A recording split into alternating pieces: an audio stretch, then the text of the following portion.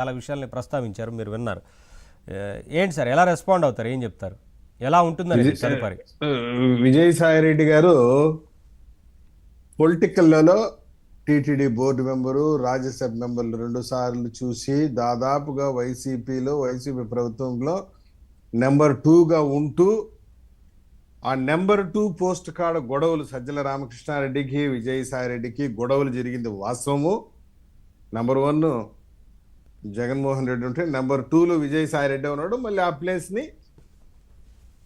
నిర్వివాదంగా ఎటువంటి డౌట్ లేదు, mark my words, Jaganmohan Reddy గారి సతీమణి యొక్క భారతి గారి యొక్క ప్రోత్సాహంతో ఆశీస్సులతో సజ్జల రామకృష్ణారెడ్డి ఆ ప్లేస్ని ఫిల్అప్ చేశాడు.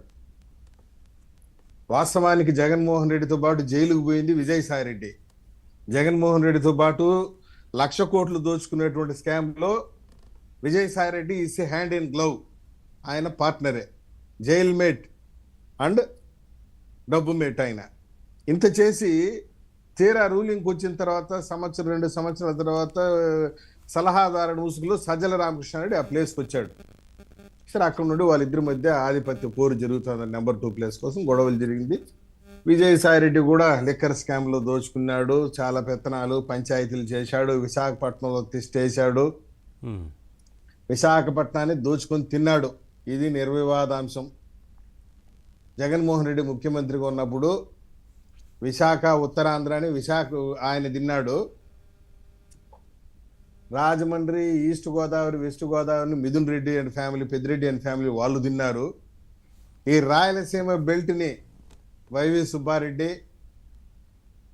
చెవిరెడ్డి భాస్కర్ రెడ్డి వీళ్ళు తిన్నారు.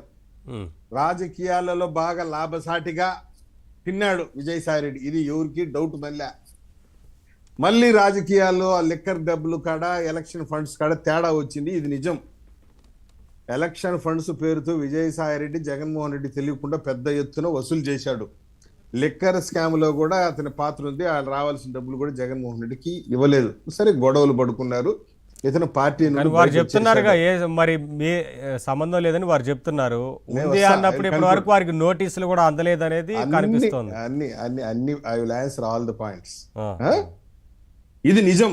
లిక్కర్ స్కామ్ లో దోచుకునేది నిజం. ఎలక్షన్ ఫండ్స్ విజయసాయిరెడ్డి గారిని పూర్తి స్థాయిలో ఏం విచారణ జరగలేదనేది వస్తుంది. లిక్కర్ స్కామ్ లో ఇంకా ముగిసిపోలేదు కదా, ఎంక్వైరీ స్టిల్ పెండింగ్. ఆయన కూడా ఉన్నాడు కదా అక్యూజ్డ్. ఏదో ర్యాంక్ ఉంది ఆయన, A9 ఏదో ఉంది ఆయనకి ర్యాంక్. సరే, ఆ స్కామ్ 1,00,000 కోట్ల స్కామ్ లో అయితే సెకండ్ ర్యాంక్ ఇచ్చారు ఆయనకి. ఫస్ట్ ర్యాంక్ జగన్మోహన్ రెడ్డికి, ఈయనకి సెకండ్ ర్యాంక్ ఉంది. లిక్కర్ స్కామ్ లో కూడా ఈయనకు ఉంది, ఏదో ర్యాంక్ ఇచ్చున్నారు, A34. అసలు ఆయనే సమాచారం ఇస్తా అంటున్నారు కదా. దొరికి నువ్వేంది ఇచ్చేది సమాచారం? తొక్కలో మా దగ్గర పూర్తి సమాచారం అంటే అప్రూవర్ గా మారిపోతానని మెసేజ్ ఇస్తున్నాడు. ఈ లిక్కర్ స్కామ్ లో నేను అప్రూవర్ గా మారిపోతానని. సరే, దట్ ఇస్ డిఫరెంట్ ఆస్పెక్ట్, మళ్ళీ డిస్కస్ చేద్దాం దాన్ని. ఈ పొలిటికల్ పార్టీ ఆస్పెక్ట్ కొద్దాం. రాజకీయాలలో ఒక ఉన్నత స్థాయికి పోయినాడు. ఎందుకంటే దాదాపుగా ఉప ముఖ్యమంత్రి అనే పేరు లేదు, కానీ ఉప ముఖ్యమంత్రిగానే వ్యవహరించినాడు, దోచుకున్నాడు, తిన్నాడు, బాగా లాభసాటిగా ఉండింది.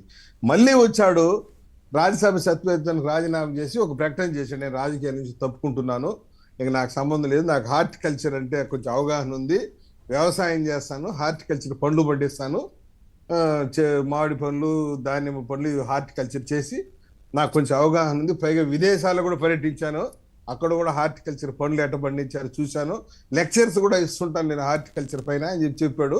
1 సంవత్సరం ఏమి చేశాడు హార్టికల్చర్ చేసి, అది లాభసాటిగా లేవు అవి. మళ్ళీ ఏం చేశాడు, ఒరే ఈ వ్యవసాయం కొట్టి దండగరా స్వామి, దీంట్లో లాభసాటి లేదు, పాడు లేదు, ఊరికే ఈ పండ్లు పండించేది, మామిడికాయలు పండించేది, దానిమ్మలు పండించేది, ఈ యాపిల్ కాయలు పండించేది, ఇవన్నీ వేస్ట్, దీంట్లో డబ్బులు లేవు, పొలిటికల్లోనే మనకు మంచి డబ్బులు ఉండింది, మళ్ళీ రాజకీయాల్లో వైపే పోదామని చెప్పి నేను వచ్చి ప్రకటన చేశాడంట, పార్టీ పెడతాడంట. అంతా పెద్ద మెలో డ్రామా. ఏం సార్, నేను అయితే ఒకటైతే చెప్తా, రాజకీయంలో పీపుల్స్ కోటేశ్వరరావు గారు కొన్ని అంశాలు ప్రస్తావించారు, వాటికి ఏమైనా రెస్పాండ్ అవుతారా? ఏం చెప్పాలి సార్? నేను నా వర్షన్ నేను చెప్పేస్తా. అవునవును. Peoples representative act 1951 section 29A ప్రకారం every citizen of this India. మీరు వెనుకున్నారంటున్నారు కోటేశ్వరరావు గారు, ఆ విషయం చెప్పండి. ఆయన వెనకాల ఎవరు లేరు. మరి మీరు క్లారిటీ ఇవ్వకపోతే నిజమే అనుకుంటారు, ఆయన చెప్పిన దానికి క్లారిటీ ఆ ఇవ్వాలంటారు. పాయింట్ కూడా వస్తా. నిన్న తిరుమల, మీకు విషయం తెలుసో లేదో, విజయసాయి రెడ్డి తిరుమల తిరుపతి దేవస్థానానికి వస్తే ఇంతకు ముందు బోర్డు మెంబర్ హోదాలోనో లేకుంటే రాజ్యసభ సభ్యుడు హోదాలోనో వస్తే నేను చూస్తే తిరుపతి అంతా బ్యానర్తో నింపేసి ఉంటారు. మీకు నమ్ముతారో నమ్మరో, ఏ సందు చూసినా ఎక్కడ చూసినా విజయసాయి రెడ్డి బ్యానర్ నిండిపోయి ఉంటుంది. చెవిరెడ్డి భాస్కర్ రెడ్డి ఎక్కువ కడతాడు విజయసాయి రెడ్డికి, జగనన్న సైనికుడికి స్వాగతం, జగనన్న సిపాయికి స్వాగతం అని చెప్పి బ్యానర్ కట్టేవాడు ఆయన. ఇప్పుడు నిన్న ఈరోజు చూస్తే వీడియో చూసి ఎవరు లేరు. విజయసాయి రెడ్డి భార్య సత్యమణి సరే ఉన్నారు. ఆయన అంటున్నారు కదా కోటేశ్వర గారు, ఇంకొక దాని వెనకాల మేము ఉన్నామని. నేను క్లియర్గా చెప్తున్నా, ఈ మాస్టర్ ప్లాన్ వెనకాల, ఈ పొలిటికల్ పార్టీ వెనకాల మాకి విజయసాయి రెడ్డి లాంటి కరుడు గట్టినటువంటి ఆర్థిక నేరస్తులకు ఎటువంటి సంబంధం లేదు. Take it for granted. 1951 peoples representative act ప్రకారము అతను పార్టీ పెట్టుకోవచ్చు, సెక్షన్ 29 ప్రకారం పెట్టుకోమని చెప్పని మాకేం అభ్యంతరం లేదు. జగన్మోహన్ రెడ్డి 1,00,000 కోట్లు దోచుకొని పార్టీ పెట్టుకున్నాడు, ఆయన దగ్గర నుంచి కొద్దిగా దోచుకొని ఈయన పార్టీ పెడుతున్నాడు. రేపు అది తేడా. దోచుకున్న డబ్బుల్ని ఎలా కవర్ చేసుకోవాలి, ఇక్కడ 2 రకాలు సార్.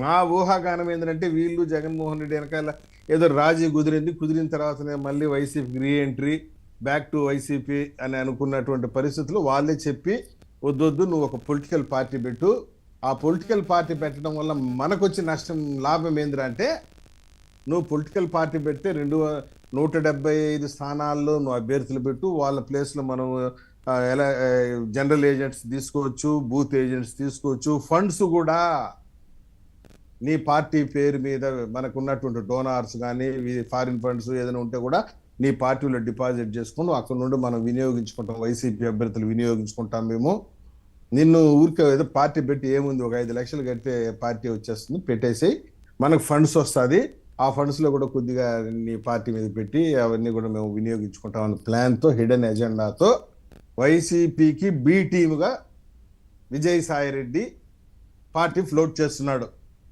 జనం ఏమంటున్నారు, వైఎస్ఆర్ వర్సెస్ విఎస్ఆర్ అంటున్నారు. వైఎస్ఆర్ వర్సెస్ విఎస్ఆర్ కాదు ఇది, వైసీపీకి బి టీమే విజయసాయి రెడ్డి. ఎవరు మీరే ఆలోచించే విజయసాయి ఇంపాక్ట్ ఉంటుందా మీకు? కాదండి మీరు చెప్పండి.